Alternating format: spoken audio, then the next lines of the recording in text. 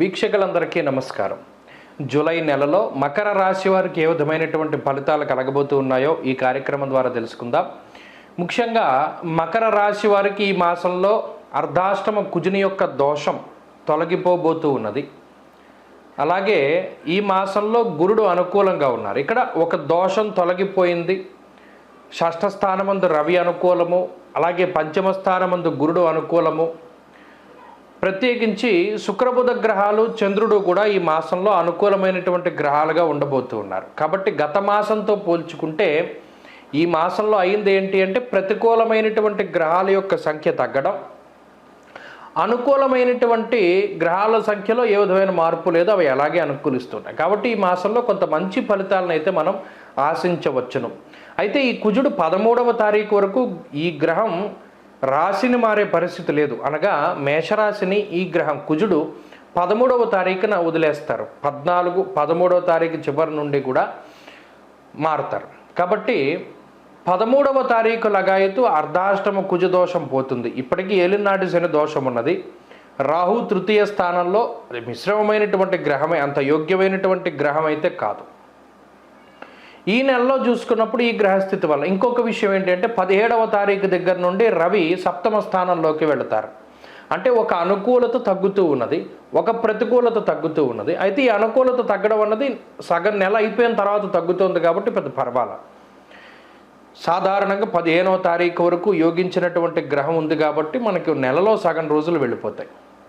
ఇక్కడ ఈ గ్రహస్థితిని మనం పట్టుకుని ఆర్థికపరమైనటువంటి విషయాలను పరిశీలన చేస్తే ఆర్థికంగా ఈ మాసంలో మకర రాశి వారికి కొంత సానుకూలత కనబడుతూ ఉన్నది. ప్రత్యేకించి పంచమంలో గురుడు ఉండడం, కోణస్థానంలో ఉండడం, ఈ రాశి మీద గురుదృష్టి ఉండడం, లాభస్థానం మీద గురుదృష్టి ఉండడం, అలాగే భాగ్యస్థానం మీద గురుదృష్టి ఉండడం వల్ల ఆకస్మికంగా కానీ లేదా మీరు అనుకున్నట్టుగానే కానీ ధనం సకాలంలో మీ చేతికి అందుతూ ఉంటుంది.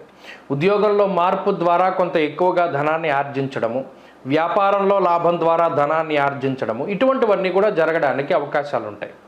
వాటితో పాటుగా అర్ధలాభం, తదైశ్వర్యం, స్వకర్మరతి హర్షితం, మీకు మనసుకి ఏది ఇష్టమైతే ఆ పని చేయగలిగేటువంటి స్వాతంత్రాన్ని గ్రహస్థితి ఇస్తుంది.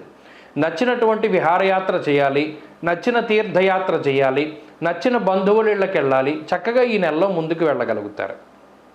అంతేకాకుండా అర్ధాష్టమ కుజ దోషం 13వ తారీఖు నుండి తొలగిపోయిన తర్వాత కుటుంబ సభ్యుల యొక్క సపోర్ట్ వస్తుంది. ప్రత్యేకించి ఇప్పటి వరకు మిమ్మల్ని విభేదించినటువంటి తల్లిదండ్రులు కానీ, సహోదరులు కానీ, మిత్రులు కానీ, సన్నిహితులు కానీ మీకు అనుకూలంగా మాట్లాడేటువంటి పరిస్థితులు ఎక్కువగా కనబడుతూ ఉన్నాయి. అంతేకాకుండా వారి యొక్క మధురమైనటువంటి సంభాషణ, వారు మీకు ఇచ్చేటువంటి సలహాలు కానివ్వండి, సూచనలు కానివ్వండి, ఇవన్నీ కూడా చక్కగా మీకు లభించి మంచి ఫలితాలు, మంచి ఆనందదాయకమైనటువంటి ఫలితాలు అనుభవించడానికి అవకాశం ఉంటుంది. ఆర్థికంగా చూసుకున్నప్పుడు ఆర్థికమైన ఇబ్బందులేమీ లేవు. ఆరోగ్యపరమైనటువంటి విషయాల జోలికి వచ్చినప్పుడు మాత్రం 17వ తారీఖు దాటాక సప్తమంలోకి రవి వెళితే సామంత జన విద్వేష దారాపీడా సుతామయం, అంటే మకర రాశి వారికి ఆరోగ్య సమస్యలను చెప్పడం లేదు.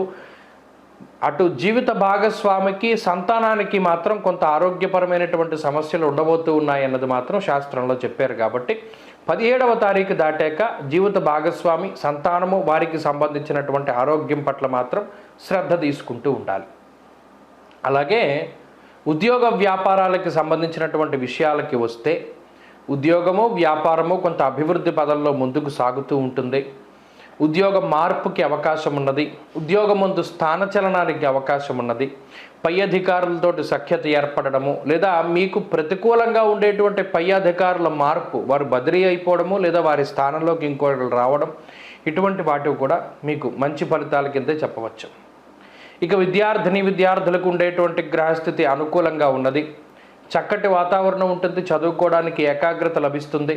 విదేశాలలో కానీ స్వదేశంలో కానీ మౌఖిక పరీక్షలు లేదా ఏదైనా పోటీ పరీక్షల్లో మంచి విజయాన్ని సాధించగలుగుతారు. స్త్రీలకు ప్రత్యేకించి ఈ గ్రహస్థితి మానసిక ప్రశాంతతని, ఐశ్వర్యాన్ని, సంతాన సౌఖ్యాన్ని, ఆరోగ్యాన్ని, కుటుంబం యొక్క అనుకూలతని, వీటన్నిటిని కూడా ప్రసాదిస్తూ ఉన్నది. కాబట్టి ఈ మాసంలో మంచి ఫలితాలు స్త్రీలకి సంప్రాప్తమవుతాయి.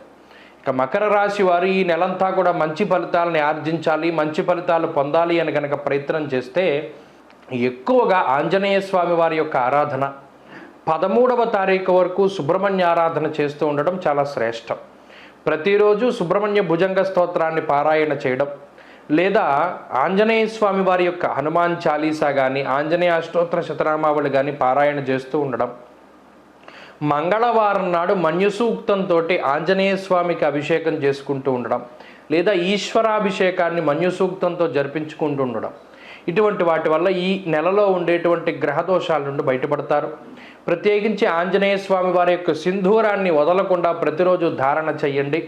ఈ నెలలో మంచి ఫలితాలు సంప్రాప్తమవుతాయి. స్వస్తి. ఓం శ్రీమాత్రే నమః. వీక్షకులందరికీ నమస్కారం. వారాహి అమ్మవారు అంటే ఎవరు, ఎలా ఆవిర్భవించారు? మనందరికీ వారాహి అమ్మవారు అంటే ఆమె రూపము, ముఖము, వర్చస్సు, అలాగే అమ్మవారు చేత్తో పట్టుకునేటువంటి ఆయుధాలు, హలము, నాగలి, ఇటువంటివన్నీ మనకి కనబడుతూ ఉంటాయి.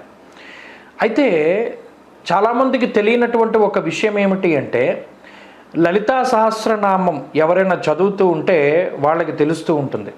మనం సాధారణంగా శంకర భగవత్పాదులు కానీ, లేదా మరి ఏ ఇతరత్ర భగవత్ స్వరూపులైనా సరే ఒక దేవతని స్తుతించేటప్పుడు ఆపాద మస్తకం స్తుతిస్తారు. అంటే పాదాల దగ్గర నుండి తలకాయ వరకు కూడా వారి యొక్క ఆ స్తుతి, అంటే వారి యొక్క స్థితి ఏ విధంగా ఉన్నది, వారు ఇన్ని హస్తాలు కలిగి ఉన్నారు, లేదా వారు ఈ రకంగా ఉన్నారు, ఆ రకంగా ఉన్నారని కింద నుండి పైకి వర్ణన ఉంటుంది. కానీ లలితా సహస్రనామంలో అలా ఉండదు వర్ణన. అమ్మవారి నామాలు గనక చూస్తే శ్రీమాత, శ్రీ మహారాజ్ఞి, శ్రీమత్ సింహాసనేశ్వరి, చిదగ్నికుండ సంభూత, దేవకార్య సముద్యత, ఉద్యద్భాను సహస్రాభ, చతుర్బాహు సమన్విత, అంటే కిరీటం దగ్గర నుండి కనబడుతున్నాయి మనకు వర్ణన. అంటే అక్కడ మీరు గమనించవలసిన విషయం ఏంటి అంటే, చిదగ్నికుండ సంభూత, చిద్ అగ్ని. చిదగ్ని అంటే ఏంటంటే సచ్చిదానంద స్వరూపమైనటువంటి పరమాత్మ యొక్క తేజస్సు ఏదైతే ఉన్నదో అది చిదగ్ని. ఆ అగ్నిగుండం అంటే పరమాత్మ యొక్క తేజస్సు. ఆ తేజస్సు నుండి ఉద్భవించినటువంటి లలితాదేవి అగ్నిగుండం నుండి పైకి వచ్చింది. పైకి వచ్చినప్పుడు మొట్టమొదటగా ఈ కిరీటము, కన్నులు, లేకపోతేనేమో కనుబొమ్మలు, ముక్కు, నోరు, ఇలా కిందకి అమ్మవారి యొక్క స్వరూపాన్ని లలితా సహస్రనామం వర్ణన చేస్తూ ఉంటుంది. అలా చేసినప్పుడు ఈ అమ్మవారు ఆవిర్భవించినప్పుడు అమ్మవారితో పాటు మరో 2 దేవతా స్వరూపాలు కూడా చిదగ్నికుండంలోంచి బయటకు వచ్చాయి. ఒక అమ్మవారు అంటే లలితాదేవి ఆమె మధ్యలో ఉండగా ఆమె యొక్క కుడి చేతి వైపు మంత్రిని పరిసేవిత. మంత్రిని అంటే రాజ్యశ్యామలాదేవి. ఇప్పుడు మన మాతంగి అంటారు, ఉచ్చిష్ట చాండాలి అంటారు, రాజ్యశ్యామల అంటారు, మాతంగి అంటారు. ఇలా ఏ పేరు పెట్టి పిలుచుకున్నా అమ్మవారు శ్యామలాదేవి ఆమె యొక్క కుడి పక్కన, అలాగే ఇంకొక దేవత వారాహి అమ్మవారు లలితాదేవి యొక్క ఎడమ వైపుగా ఉంటారు. ఇది చిదగ్నికుండంలోంచి ఉద్భవించినటువంటి దేవతా స్వరూపాలు. ఈ ముగ్గురే సృష్టి, స్థితి, లయాలకి సంబంధించినటువంటి జ్ఞానం లేదా క్రియ, ఇచ్ఛాశక్తి, జ్ఞానశక్తి, క్రియాశక్తి. అంటే అమ్మవారి యొక్క సర్వసైన్యాధ్యక్షురాలైనటువంటి శ్యామలాదేవి, లలితాదేవి, అలాగే వారాహిదేవి. అందుకనే మీరు గమనించండి, గుప్త నవరాత్రులు లేదా అమ్మవారికి సంబంధించిన నవరాత్రులు వచ్చినప్పుడు ముఖ్యంగా శ్యామలా నవరాత్రులు వస్తాయి. అలాగే ఆశ్వీజ మాసంలో అమ్మవారి శరన్నవరాత్రులు వస్తాయి. ఆషాఢ మాసంలో గుప్త నవరాత్రులు వస్తాయి. ఈ 3 వస్తాయి.